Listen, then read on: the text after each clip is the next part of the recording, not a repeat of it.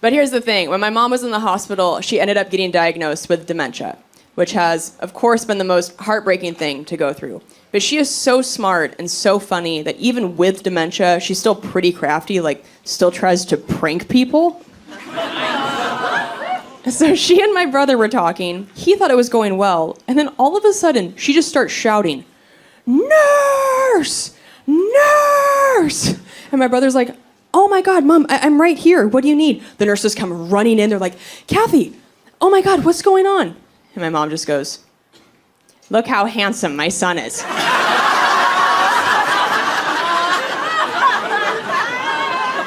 I'm like, are you out of your fucking mind? You cannot be the mom who cried hot son. You're gonna get kicked out of the home. Because now I feel like next time she actually needs help, the nurse is just gonna pop her head around from 50 feet away and be like, "Oh, let me guess, Kathy, is your daughter funny? Is that what you're screaming at us for?" It'd be so great if she was like, she's okay. Not really get a funny vibe from her. Just want some apple juice. I have to tell you guys something that just happened. My cousin and I visited my mom, and we thought that my mom had fallen asleep. So my cousin decided to tell me that she just took her 2 high school nieces out to dinner, and her nieces are obsessed with mukbang videos. You guys know what mukbang videos are? Okay, if you don't know, it's this big trend on YouTube. People order massive quantities of food, and they eat them on camera. So her nieces love these mukbang videos, and they're at dinner, and one of her nieces cleans her plate so fast. And my cousin looks at her and goes, "Wow, Bailey, you should do your own bukkake videos."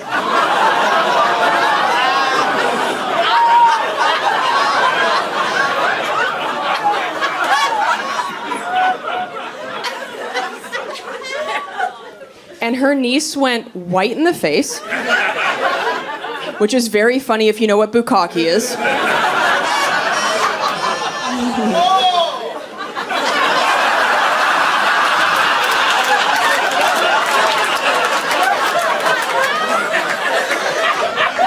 Remember that .12 resting blood alcohol? Such a delayed reaction. Whole book. Yeah. I can also tell that some of you do not know what bukkake is. And honestly, you're better people for it. You are more pure of heart. Okay. A Midwest mom just went.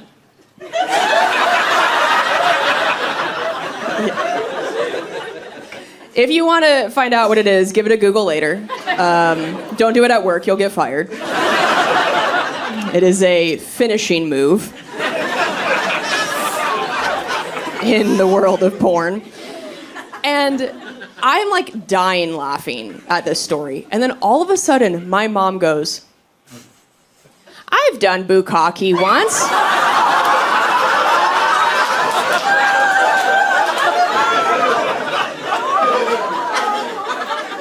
And my cousin and I were like, "No, no, no, no, no. Do not say that word in the home. I promise it is not whatever you think it is. It's not some fitness class you took at the YMCA." I'm sure my mom was just sitting there listening like, "Oh, well, Zumba was full that one day, so I think I popped over to bukkake." It's like, "No, you did not. No, you did not. Nope, you never did that."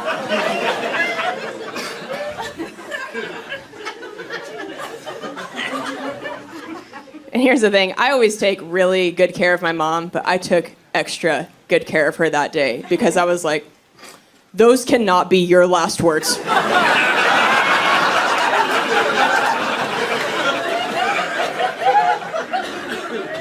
Don't you dare.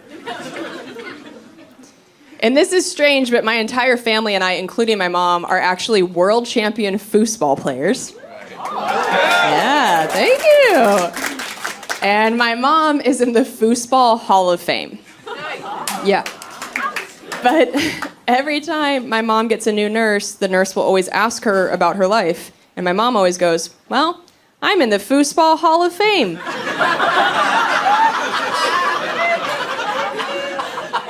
And every nurse goes, "Sure you are."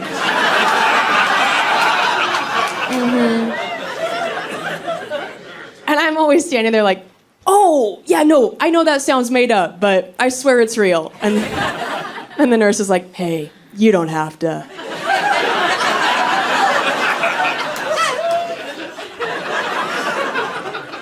And I'm like, lady, I swear to God, I can show you her trophies, I can show you a video of her playing. And that's when the nurse starts to look at the other nurses like, oh, does the daughter have dementia too? It's like a T-Mobile family plan of dementia. It's like too weird to believe. And my mom growing up was also somebody you did not want to cross. My parents got divorced in the 90s, back when there were home phone answering machines. And before the divorce, our answering machine message was my dad saying, you've reached the Cooks, please leave us a message. And then after the divorce, my mom had changed it to her just blasting Alanis Morissette's You Oughta Know.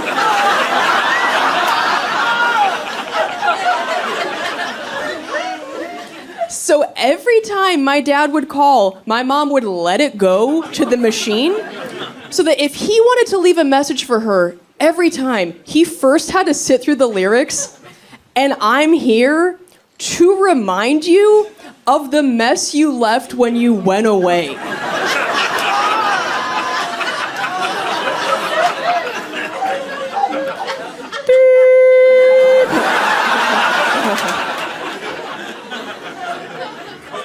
I mean, that's a bad bitch move right there.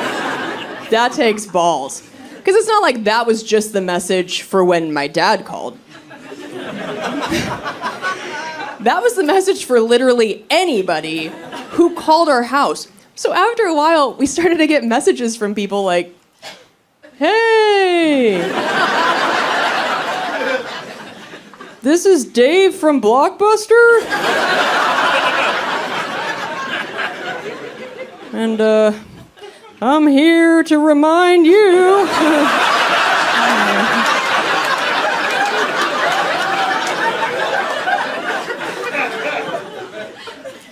Your Space Jam VHS is overdue. Really sorry about whatever you're going through.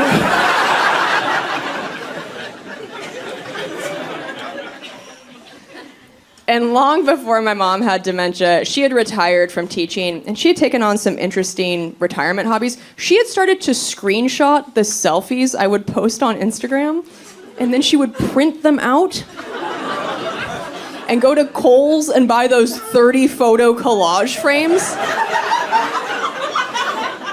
and frame my selfies. But I didn't know she was doing this until I visited home one day, and I just walked into a museum.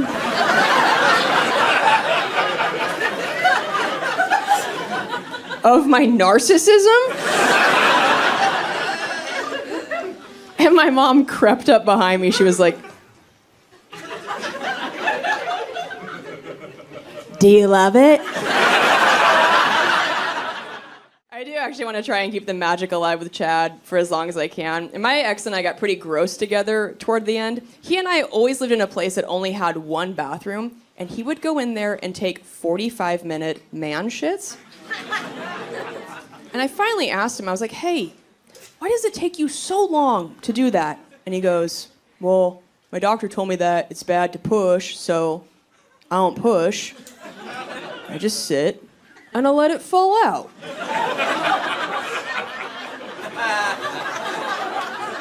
I was like, what are you, a geisha? What are you trying to take these dainty shits for? You're a man. Just grab onto something, fire it out, get the fuck out of there. We can't wait for the stars to align, Mulan. It's Sunday, we got errands to run. Go, get out. So he went in there one day for one of his sessions. And I knew it was going to be a session because I could hear him lock the door, which he always only did for number 2. And I didn't know why. I think I know now. I think you dudes have this poo phobia that while you're sitting there all vulnerable, you're afraid we're going to, like, bust the door down and jump on your lap and start tickling you.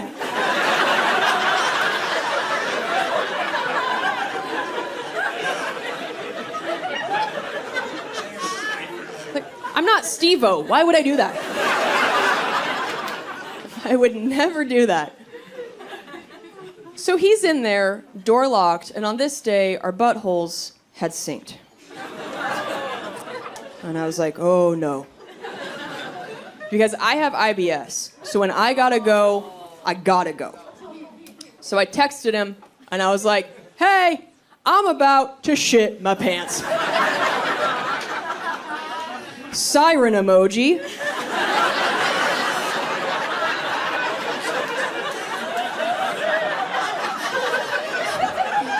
Fire emoji. Making it crystal clear. He doesn't respond. I can hear his phone get my text, and I hear him just swipe out of it and continue to watch Parks and Rec. I'm like, you motherfucker. So now I realize I do not have access to a toilet, and I've got some demons coming down the chute. I am in apocalypse survival mode. So I start frantically looking around our apartment for a substitute toilet. The first thing I see is the kitchen sink. I know. Right away I was like, too high.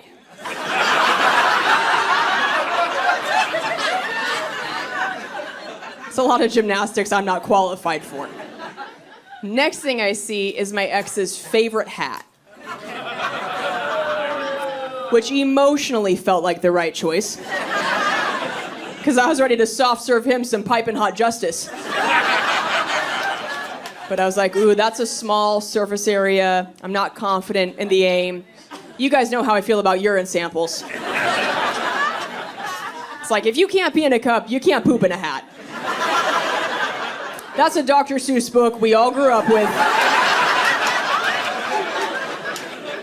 Everybody knows you can't do that. And so I looked, and I had to shit in an empty cardboard Amazon box in my own living room like an old homeless man. That changes you as a person. I was just squatting and crying. Our cats walked up to me and booped noses. I was like, get out of here, go. They just watched me from the corner with giant eyes. They're just looking at me like, oh, you are one of us. Neat. And after I was done, I told my friends what had happened, and they were all like, why don't you just poop in your cat's litter box? And I was like, because I'm not trying to dominate them for the rest of their lives. Do you understand what a deranged power move that would be? To just bring the heat like that? And just dunk on them? That would be like if you shit in your baby's diaper. Your child would be taken from you. There are rules to this life. But I tell you guys this to tell you, I've been trying to hide that version of me far away from Chad. I don't ever want Chad to meet gross Kelsey, right? In warehouses, you know, they have those signs. It's like 32 days since last workplace incident. Well, I have a tiny one in my heart that says 1,842 days since I shit in a box.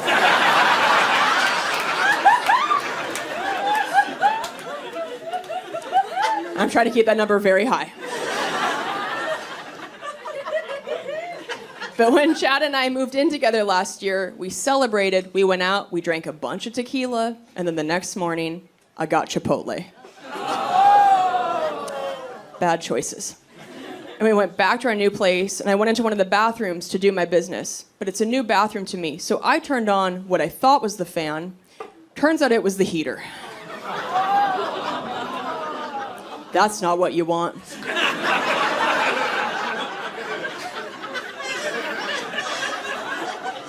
That takes a normal number 2 smell and turns it into a Woodstock 99 porta potty. Immediately. So I'm in there sweating and panicking. I'm like, oh, fuck.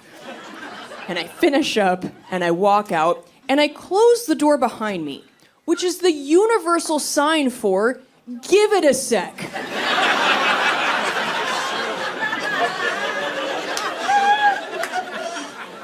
No one needs to go in here for the next 2 to 49 hours. Change your plans, change your route.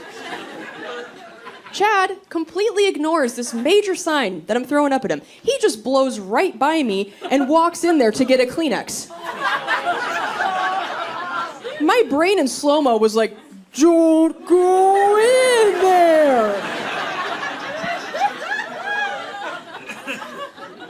And he came out and I was like,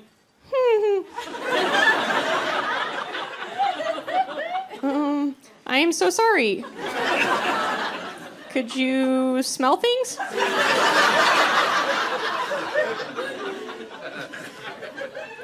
And he goes, I couldn't smell anything. You're fine. And I was like, oh, thank God. You might want to take a COVID test.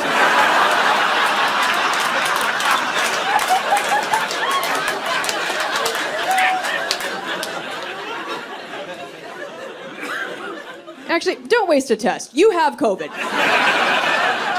My asshole was the test, and you failed. I do love my dad. I think he gave me a very specific amount of daddy issues. Like, I have enough to have become a comedian, but not enough to have an OnlyFans. My dad's just a little too supportive for me to have one of those. If I tried to post my boobs online behind a paywall and posted some link that was like, for my biggest fans only, my dad would read that and go, well, I'm obviously my daughter's biggest fan. Oh, God, no. No. Kelsey Evelyn.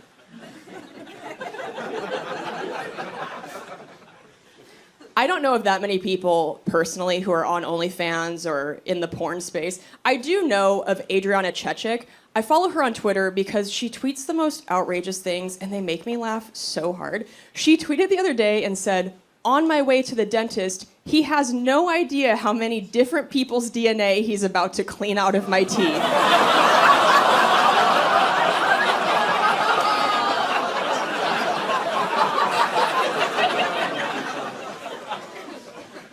And I say some dirty things up here, but I read that and was like, my heavens. Adriana. I mean, God forbid something ever happens to her, there are going to be so many suspects. That is a crime scene of a mouth. Detectives are going to be like, was she killed by a village? What happened here? It's just not wise.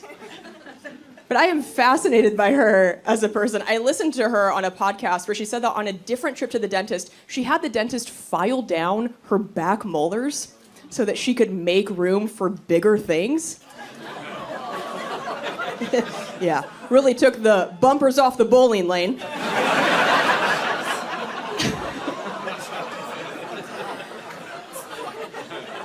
And I heard that and was like, what a commitment to the craft. I mean, I'm not even willing to wear heels up here for you folks. She's out there changing her dental records. Good Christ, what a go-getter. I told that joke in Grand Rapids a few months ago where nothing good ever happens. And there was a dentist in the crowd, and she was blackout drunk. And she starts shouting, she goes, we can tell when somebody's in porn. And I was like, well, none of us are going to be able to move on with our lives until you tell us. The floor is yours, okay? You have hijacked the show. And she goes, they have suction on the roof of their mouth. I was like the ghost of a blowjob? What are you talking about? That is so not how I thought you would be able to tell, right? I thought she was going to say that when they put the little vacuum hose in there, that the person's like, they're like, hey.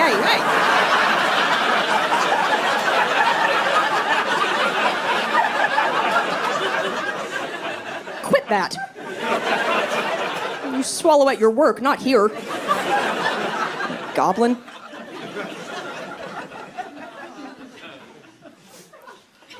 I know that I have to have some daddy issues because my boyfriend's name is Chad. The sounds of disapproval. Yeah. You don't date a Chad unless you come from deep white trash. And I think it's very ironic as a comedian that I'm dating a Chad because comics, we've made fun of dudes with that name our entire careers. Like, a comedian dating a Chad is like a store manager dating a Karen. It makes no sense. And I've had a lot of firsts with him in our relationship. I mentioned on my special, The Hustler, that he's the first guy I've ever been with who has had a vasectomy. So I had no idea what to expect the first time he finished. I was like, is it gonna be dust?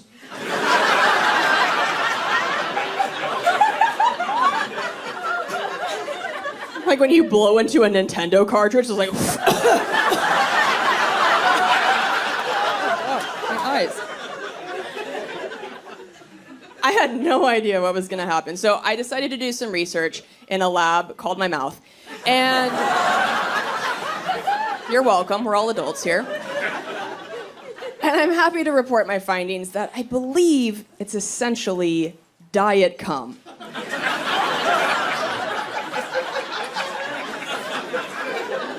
If I may be so bold. And I have been pretty shocked now at how many people come up to me after shows and go, "You gotta make merch that says diet cum."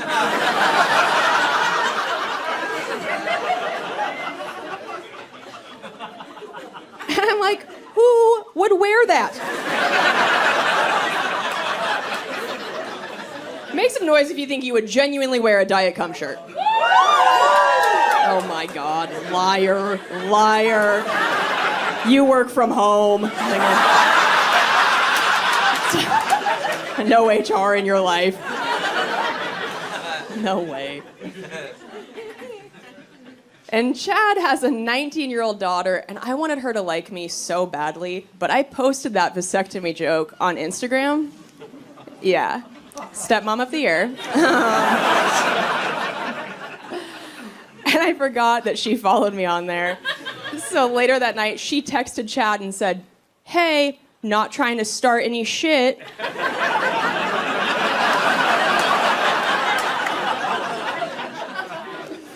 But just thought you should know, I definitely unfollowed your girlfriend today. And I thought, well, it's probably a good idea because I bet I'm gonna post the joke that I'm currently telling you guys, and I don't think she's gonna like this one either. By the way, I don't blame her at all for unfollowing me. I totally get it. I was just bummed because I was hoping that Instagram was gonna be how I could connect with this teenage girl, you know? Like, before I met her, my friends were like, "Oh, don't be nervous. She's gonna love you. She's gonna think it's so cool that your videos get a bunch of views." And I was like, "Oh, you mean the one about me blowing her dad?"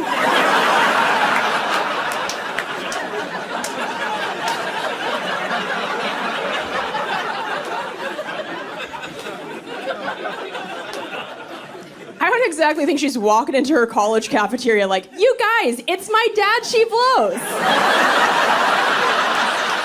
You guys.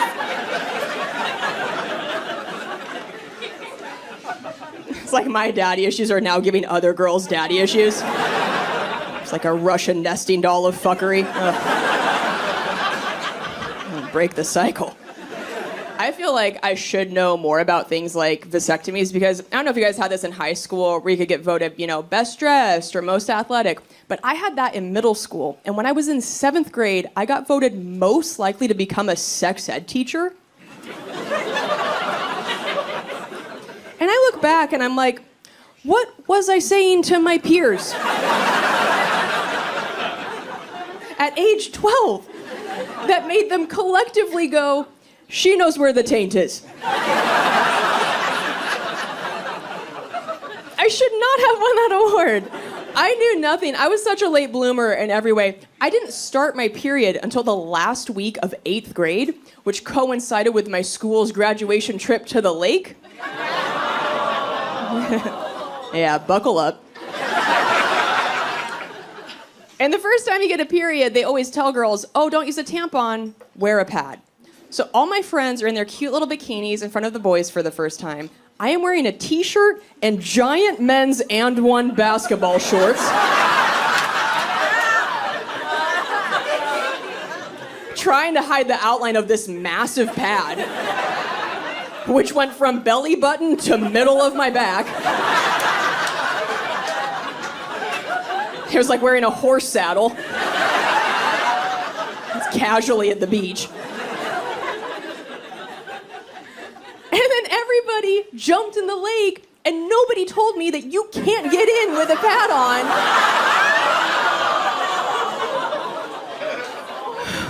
So I jumped in too, and that thing started dragging me to the bottom of the lake. I was like, no.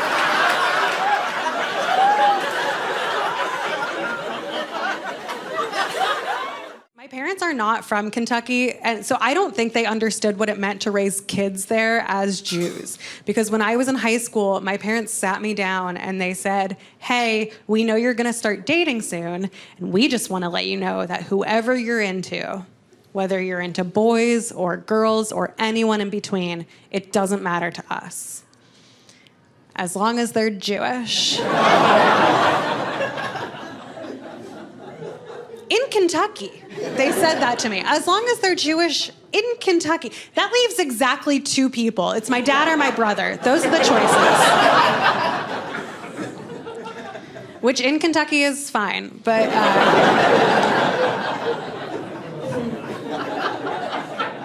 they're not my type. I don't know. They're my blood type, but they're my type. I was like the only Jew of my friend group. And I think this goes for anybody who grows up the only one of anything in any group, is you get people saying weird things to you, and then you just gotta absorb it. When I was in school, I wore a Jewish star necklace, a little Star of David. And I remember one day, this girl in my class saw it, and she said, does that mean that you're Jewish? And I said, yes. And then she said, a real live Jew?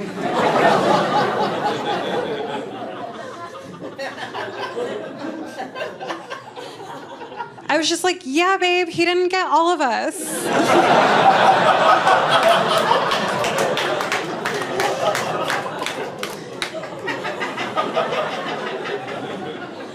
But I couldn't even be mad at her because I was truly the first Jewish person she had ever seen. That's why she said that. She could not believe it. It wasn't said with hate or malice, so I couldn't be mad. She said it with awe, like she had just gotten so lucky that she said it as if she was like, okay, yeah, I guess I only have 2 wishes left. So...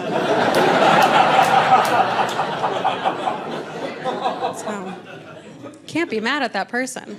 The person I got mad at was, every now and then one of my friends would tell me, they were like, you shouldn't be Jewish. Like, that means you're going to hell. You should be Christian.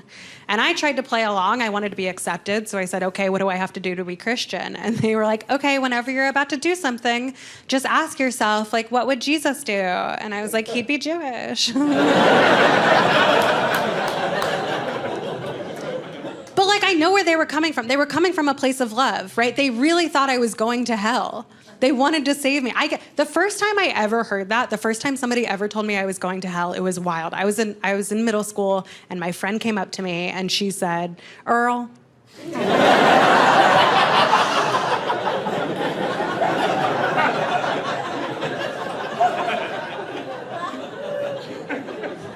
Do you guys remember from before? She said, I'm so sorry to tell you this, but we learned in Sunday school that because you're a Jewish,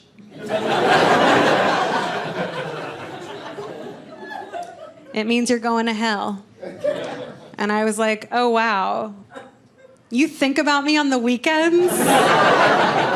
That's awesome. That's cool. You guys are cool. Thank God. Whew. Yeah, no, I've done some terrible shows. This isn't one of them. Done some really terrible shows. I'll tell you, the worst show I ever did, I did a show in New Jersey, which don't...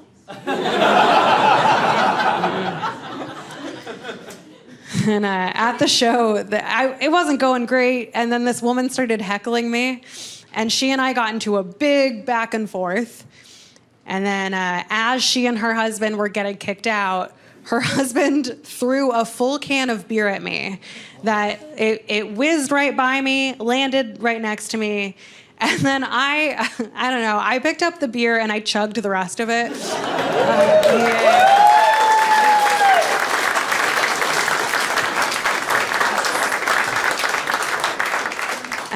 I posted a video of that. And that video went pretty viral. It changed my life, honestly. Like, it went, like, actually, I fly Delta now. Like, that's how much it changed my life. I got so many reactions to that. My favorite was when people asked, they were like, how did you think to just pick up the beer and drink it? And I was like, oh, I have a drinking problem. I saw a free drink and I took it. I went to college in New Orleans. Okay, this woman, she was heckling me because she figured out from one of my jokes that I voted for Joe Biden. And we're not going to get too into politics because I don't think that's what we're here for, but I do want to say that it genuinely sucks to have taken a beer can for Joe Biden.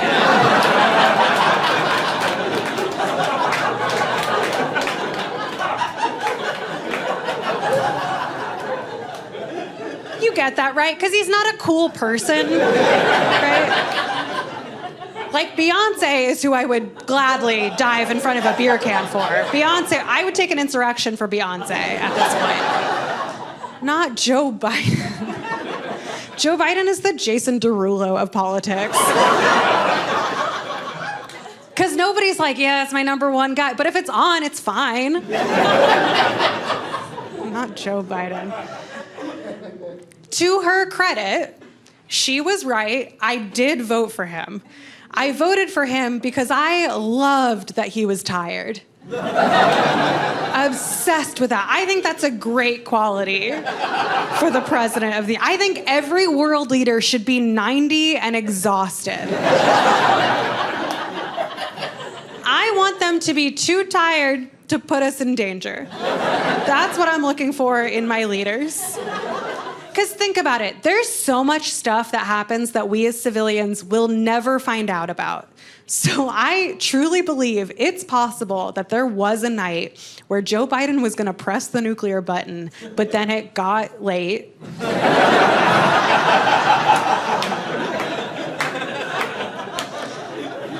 And we all get another day, you know? Like, I do not agree with every decision Joe Biden has made. I disagree with a lot of his decisions, but I take comfort in knowing that for every decision he made, he slept on it.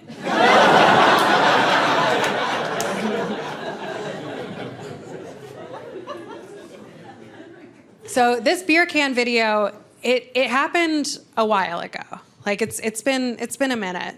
And there is part of me that feels like I should be over it by now, like that I shouldn't still be talking about it. But the truth is, I think about that night all the time. I do. I think about it so much because those two people who did that, they're terrible people, but they're a great couple. And I can't stop thinking about the true love I saw that night. Sometimes I lie in bed at night replaying that event. And I just keep thinking about how she started the fight and then her husband finished the fight. And then I roll over in bed and see my husband and I'm like, oh, I don't think he would do that for me. Like, they're terrible people, but I want what they have.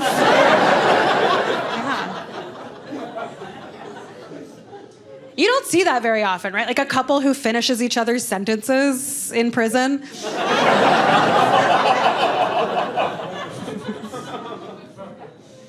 What if I dedicated the special to them? It was so funny. That's in my special thank yous. Trying trying to explain therapy to Latino parents. Look at that, look at that, look at that. That hit you right in the trauma, right there. Like, whoop. Man, I was like, I cannot sana away depression. It's not how that works. If you don't know what sana is, allow me to explain. For those that don't know, Latinos have this thing that we say when like little kids get hurt. It's a little rhyme, make them feel better, you know what I mean? Sana, colita de rana, si no sanas hoy, sanarás mañana. You're all healed.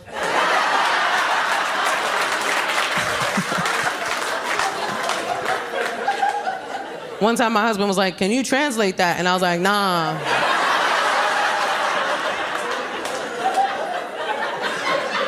Nah, man.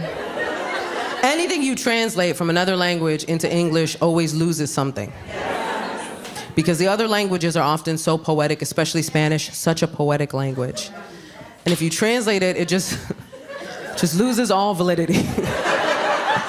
Because translated, it's save, butt of a frog. If you don't heal today, you'll heal tomorrow. It's just passive-aggressive witchcraft. That's all it is. That's all it is. Save, butt of a frog. You have to say it in Spanish or your children will have nightmares. Like, you can't.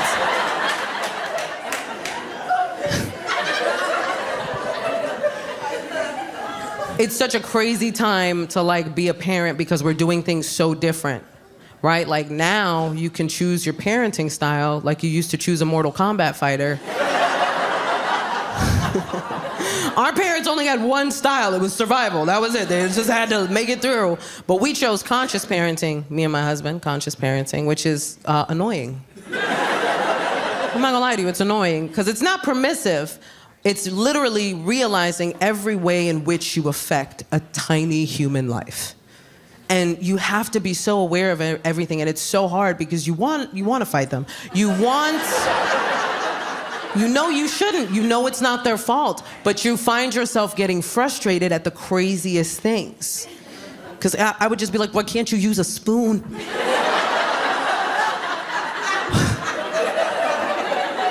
Give my son a spoon, he's like, no, you crackhead.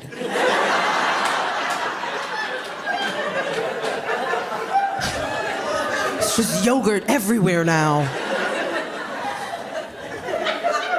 And the stakes just get higher and higher as you go along, what you have to teach them, what you have to be patient with, because now we're at potty training. Literally, there was one time my son made full-on eye contact with me as he pooped on my living room floor. And as a conscious parent, I was like, way to listen to your body, little man.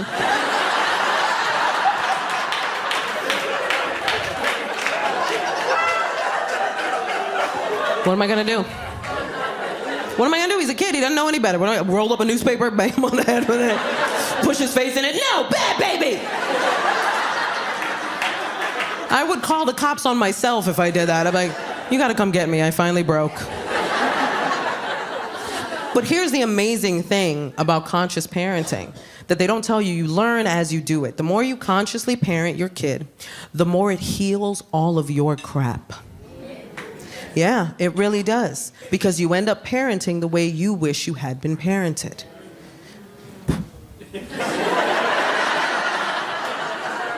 I found this out in the moment with my son because we do affirmations every morning. I know, it's adorable. Don't get it twisted, it's Snoop Dogg affirmations. I want to thank me. No, it's a great affirmation. No, Snoop Dogg has a kid show. If you don't know, it's amazing. Yeah, right? Doggyland. If you don't know about it, watch it. He plays a character named Bow Wizzle. You're welcome. The songs all slap. You're welcome. So we were doing our Snoop Dogg affirmations, and my son has that cute little toddler voice, you know what I mean? Like that, like I was like, say, I am strong. And he's like, I am strong.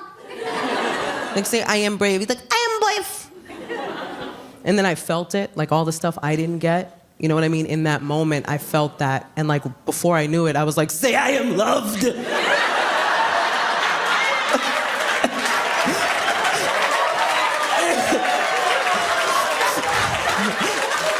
I gotta call your grandma.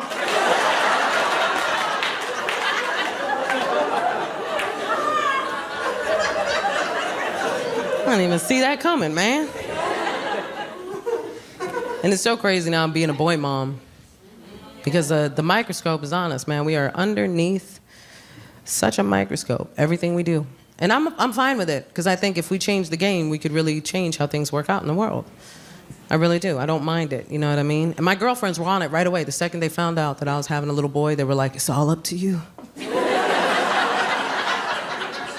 You gotta fight the patriarchy. And I was like, can I teach him the alphabet first? I can, I just gotta be real intentional with it, you know what I mean? Like, A is for accountability, B is for bodily autonomy, and C is for consent. Repeat it to mommy.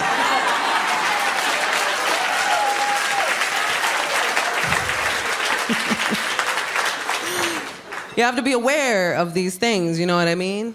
And I think the thing that's hard now is that there's so many opinions on parenting now, and you don't know where to go, you know what I mean? And as a parent, it can be hard to take the opinion of somebody who like doesn't have kids, for instance. I found myself getting frustrated at people that would give parenting advice that don't have kids. And I felt the way that a lot of parents do. Like, if you're not living this life, how do you know what to tell me to do? Until I realized the reason why I should listen to these people is that they may not have kids, but they are coming from a perspective of a person who experienced a certain type of parenting. And I really had to think, what would my son say about my parenting? And what would I want him to say about my parenting? Not all of it. Some people are dumb. Don't listen to everyone. Because I did have a girlfriend that was like, you better raise him right. And I'm like, what did you think the plan was? What did you think? I think I got pregnant and I was like, I will raise him evil. Go forth and destroy my child. Of course I want to raise a good human being, but I also don't like being told what to do. So the second she said that, there was a part of me that wanted to be like, nope. I was gonna, but then you had said what you said. Now I gotta make sure he has a misogynistic podcast by the age of 7. Just sitting there with some big old headphones like, as a alpha male. And I'm behind him with my problematic boy mom self like, that's right, baby, these hoes ain't loyal.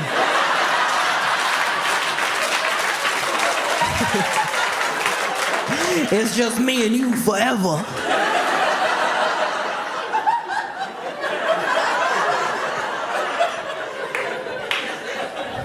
I could never be that mom. Can never be that mom. There was a lot of things that I saw people doing that I knew I wasn't gonna do as a mom. Like, the one thing I don't do is boys will be boys. I don't do that with my son. It's too permissive. There's no equivalent for little girls. So I don't allow it. And you know, the parents that I've seen do it, it gets out of hand real quick. You just know it's gonna snowball to bigger things. Like, boys will be boys. He stabbed the babysitter. He's a boy. He's learning to express himself.